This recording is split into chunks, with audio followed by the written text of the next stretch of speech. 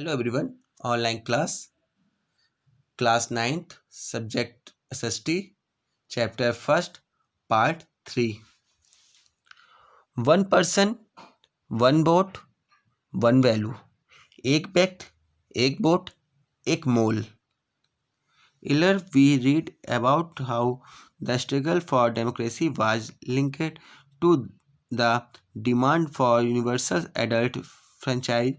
The principles has now come to be accepted almost all over the world, and there are many instances of denial of equal right to vote.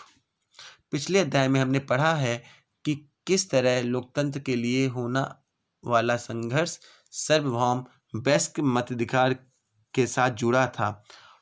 अब इस सिद्धांत को लगभग पूरी दुनिया में मान लिया गया है, पर किसी व्यक्ति को मतदान के समान अधिकार से वंचित करने के उदाहरण भी कम नहीं हैं।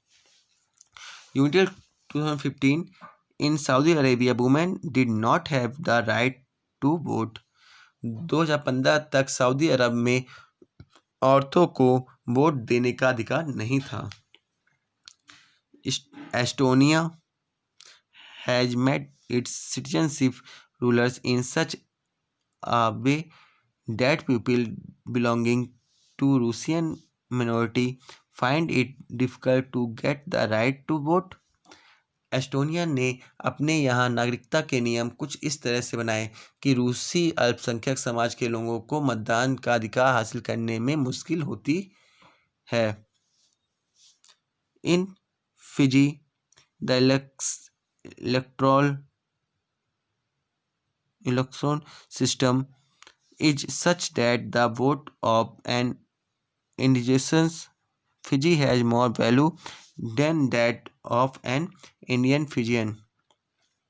फिजी के चुनाव प्रणाली में वहाँ के मूल वासियों के वोट का महत्व भारतीय मूल के फिजी नागरिकों के वोट से ज़्यादा है।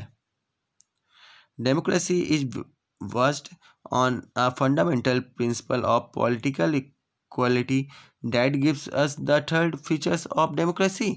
In a democracy, each adult citizen must have one vote and each vote must have one value. We shall read more about it in chapter 3. लोकतंत्र राजनीतिक समानता की बुनियादी सिद्धांत पर आधारित है। इस प्रकार हम लोकतंत्र की तीसरी विशेषता को जान लेते हैं। लोकतंत्र में हर वयस्क नागरिक का एक वोट होना चाहिए और हर वोट का एक समान मूल्य होना चाहिए। अध्याय 3 में इसके बारे में हम ज़्यादातर विस्तार से पढ़ेंगे। At last one man one vote, आखिरकार एक व्यक्ति एक vote. Rule of law and respect for rights, कानून का राज और अधिकारों का आदर। Zimbabwe attend independence from right minority rule in 1980.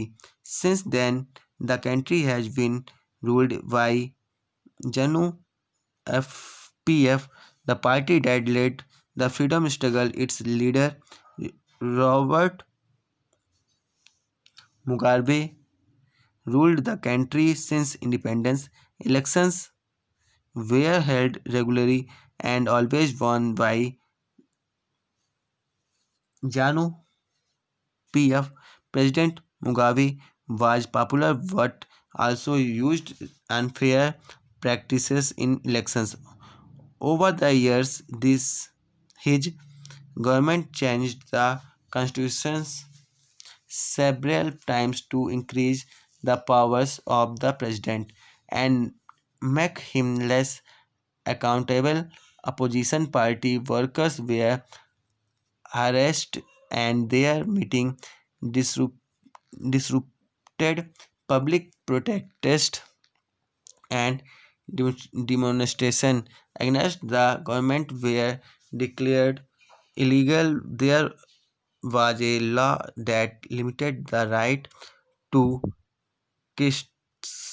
criticize the president. Television and radio were controlled by the government and gave only the ruling party's version. There were independent newspaper, but the government harassed those journalists who went against it.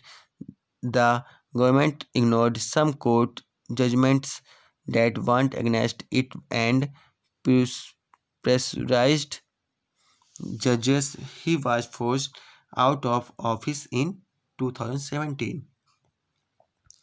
अब हम देखते हैं Zimbabwe को 1980 में अल्पसंख्यक गोरों के शासन से मुक्ति मिली। उसके बाद देश में जानु पीएफ दल का राज है, जिसके देश के स्वतंत्रता संघर्ष की अगुवाई की थी। इसके नेता रॉबर्ट मुगाबे आज़ादी के बाद से ही शासन कर रहे थे। चुनाव नियमित रूप से होते थे और सदा जानु पीएफ दल ही जीतता था।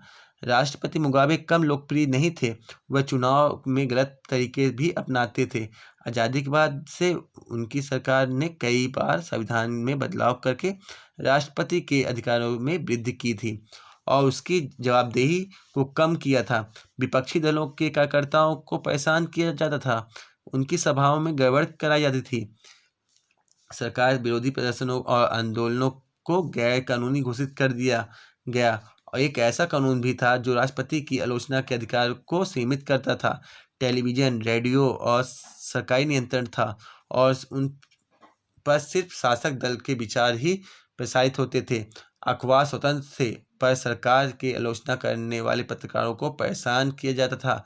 सरकार ने कुछ ऐसे अदालती फैसले की परवाह नहीं की जो उसके खिलाफ जाते थे और उसने जजों पर दबाव भी डाला। 2017 में मुगाबे को राष्ट्रपति पद से हटा दिया गया था। The example of Zimbabwe show the popular approval of the rulers is necessary in a democracy, but it is not sufficient. Popular government can be under democratic. Popular leaders can be autocratic. If we wish to assess a democracy, it is important to look at the election, but it is equally important to look before and after the election. There should be sufficient rooms for normal political activity, including political opposition in the period before elections. This requires that the state should respect some basic rights of the citizen. They should be free to think, to have opinions, to express these in public, to form association, to protest and take other political action. Everyone should be equal in the eyes of law. These rights must be protected by an independent judiciary whose order are obeyed by everyone. We shall read more about this right in chapter 5. Zimbabwe का उदाहरण बताता है कि शासकों के लिए बार बार जनादेश पाना लोकतंत्र की एक ज़रूरत है, पर इतना ही पर्याप्त नहीं है। लोकप्रिय नेता भी अलोकतांत्रिक हो सकते हैं, लोकप्रिय नेता भी तानाशाह हो सकते हैं। अगर हम लोकतंत्र को परखना चाहते हैं तो चुनावों पर नज़र डालना जरूरी है, पर उतना ही जरूरी है कि चुनाव में पहले और बाद में स्थितियों पर भी नज़र डाली जाए। चुनाव के पहले सत्ता पक्ष के विरोधी समूहों के कामकाज समेत सभी तरह के राजनीतिक गतिविधियों के लिए पर्याप्त गुंजाइश रहनी चाहिए। इसके लिए जरूरी है कि सरकार नागरिकों के कुछ बुनियादी अधिकारों का आदर करे, उनके सोचने की, अपनी राय बनाने की, सार्वजनिक रूप से अपने विचार व्यक्त करने की, संगठन बनाने के विरोध करने और अन्य राजनीतिक गतिविधियों करने की स्वतंत्रता होनी चाहिए। कानून की नज़र में सभी लोगों को समानता होनी चाहिए। इन अधिकारों की रक्षा स्वतंत्र न्यायपालिका को करनी चाहिए, जिसके आदेशों का पालन सब लोग करते हों। इन अधिकारों के बारे में हम अधिक विस्तार से अध्याय 5 में पढ़ेंगे।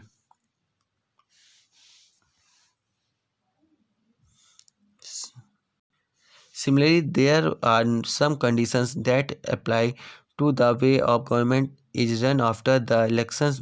A A democratic government cannot do whatever it likes simply because it has won an election. It has to respect some basic rules. In particular, it has to respect some guarantees to the minorities. Every major decision has to go through a series of constitutions. Every office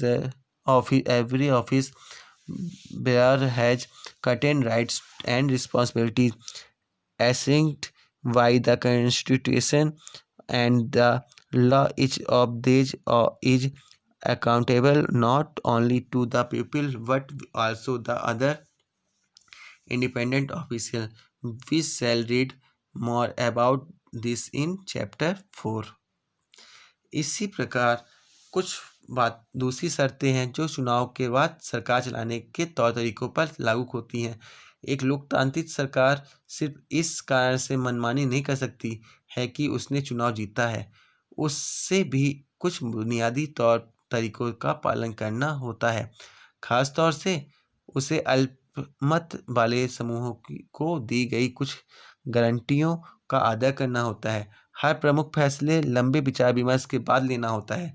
हर पदाधिकारी को उस पद से साथ जुड़े अधिकार और जिम्मेदारी संविधान द्वारा दी जाती है।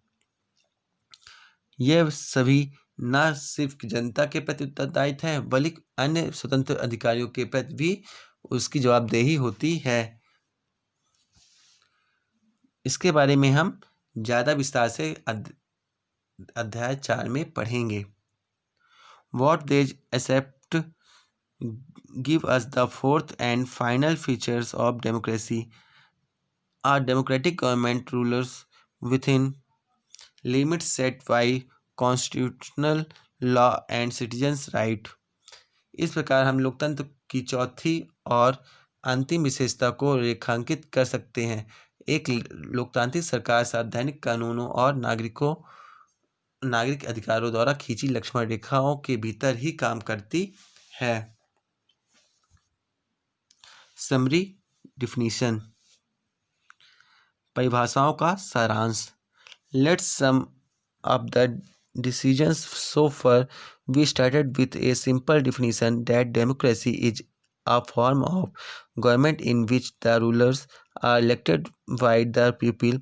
We found that this definition was not adequate unless we explained some of the key words used in it. Thought a series of examples, we worked out four features of democracy as a form of government.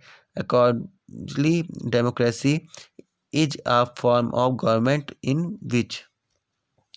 आइए अब हम इसके बारे में चर्चा को समेटें। हमने लोकतंत्र के इस सरल सी परिभाषा से बात शुरू की थी। लोकतंत्र सरकार का एक ऐसा रूप है जिसमें शासकों का चुनाव लोग करते हैं। हमने पाया कि जब तक हम उसके कुछ प्रमुख शब्दों के बारे में और स्पष्ट न हो जाएं, यह परिभाषा पर्याप्त नहीं है। अनेक उदाहरणों के जरिए हमने शासन को एक तरीके के रूप में लोकतंत्र के 4 विशेषताओं को रेखांकित किया है। इसके अनुसार लोकतंत्र शासन का एक ऐसा रूप है जिसमें rulers elected by the people take all the major decisions. लोगों द्वारा चुने गए शासक ही सारे प्रमुख फैसले करते हैं। Elections offer a choice and fair opportunity to the people to change the current rulers. चुनाव लोगों के लिए निष्पक्ष अवसर और सही इतने विकल्प उपलब्ध कराता है कि वह चाहे तो मौजूदा शासकों को बदल सके। This choice and opportunity is available to all the people on an equal basis and यह विकल्प और अवसर सभी लोगों को समान रूप से उपलब्ध हो और the exercise of this choice leads to a government limited by basic rulers of the constitutions and citizens right. इस चुनाव में बनी सरकार संविधान द्वारा तय बुनियादी कानूनों और नागरिकों अधिकारों के दायरे को मानते हुए काम करती है। Thank you.